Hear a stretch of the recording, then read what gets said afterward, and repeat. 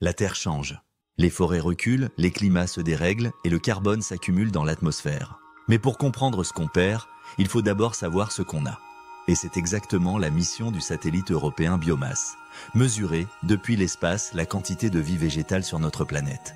Pas seulement la verdure, pas seulement les feuilles, mais la biomasse réelle cachée sous les canopées. Les troncs, les branches, la matière vivante qui stocke le carbone.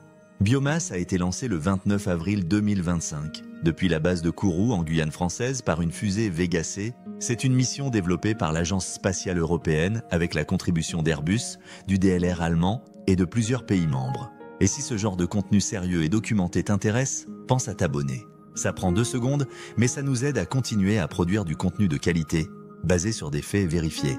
Biomasse, c'est un concentré de technologie. Le satellite pèse environ entre 1130 et 1250 kg selon les sources, et il tourne à une altitude de 666 km sur une orbite héliosynchrone.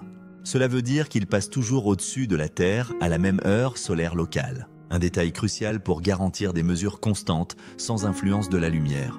Son cœur, c'est un radar unique au monde. Un radar SAR en bande P, équipé d'une antenne de 12 mètres de diamètre. C'est la première fois qu'un satellite spatial utilise ce type de radar pour observer la Terre.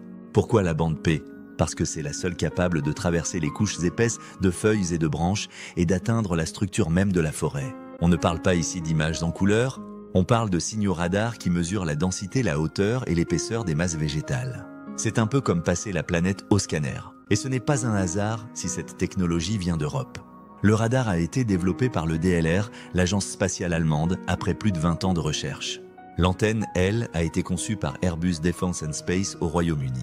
Elle a été déployée avec succès le 7 mai 2025, dans une opération sensible nécessitant plusieurs antennes relais sur Terre. Mais à quoi sert de mesurer la biomasse depuis l'espace ? D'abord, à estimer les stocks de carbone piégés dans les forêts. Car les arbres, ce sont des réservoirs de dioxyde de carbone. Et aujourd'hui, les estimations sont encore très floues. Certains modèles varient de 30 à 40% selon les sources. Avec Biomasse, les scientifiques espèrent réduire cette incertitude à moins de 10%. Cela veut dire des données fiables, exploitables, utilisables par les gouvernements, les ONG et les instances climatiques internationales. Ensuite, Biomasse permettra de suivre la dynamique des forêts. Pas juste leur surface, mais leur évolution dans le temps. Est-ce qu'une forêt repousse ? Est-ce qu'elle devient plus dense ou au contraire plus fragile ? C'est essentiel pour comprendre les effets du climat, de la déforestation ou des politiques de reforestation. Et c'est valable dans toutes les régions du monde. Amazonie, Afrique centrale, Asie du Sud-Est, mais aussi Sibérie ou Europe de l'Est. Techniquement, Biomasse va fonctionner en 2 grandes phases. La première, qui dure 18 mois, servira à cartographier la biomasse en 2 dimensions. Ce sera la base. Chaque pixel d'environ 200 mètres représentera une estimation précise de la masse végétale présente. La deuxième phase, elle prévue sur 3 ans et demi, ira plus loin. Grâce à un système d'interférométrie radar, autrement dit, en comparant plusieurs images du même endroit prisées à des angles différents, Biomasse pourra reconstituer des volumes. On parlera alors de tomographie.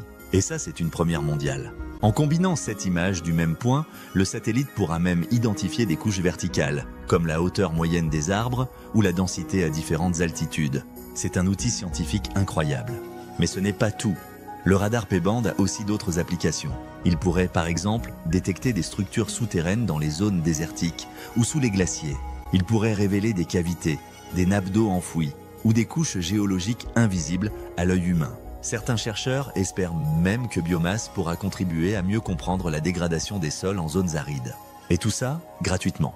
Car l'Agence spatiale européenne a confirmé que les données de Biomasse seront rendues publiques et mises en ligne via la plateforme Copernicus.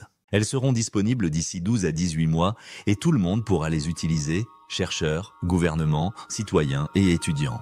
Cette mission est un symbole d'excellence scientifique européenne, un symbole de collaboration internationale avec plus de 10 pays impliqués dans la conception, le traitement des données et le suivi des opérations, et un symbole d'engagement pour le climat. Car comprendre, c'est déjà agir.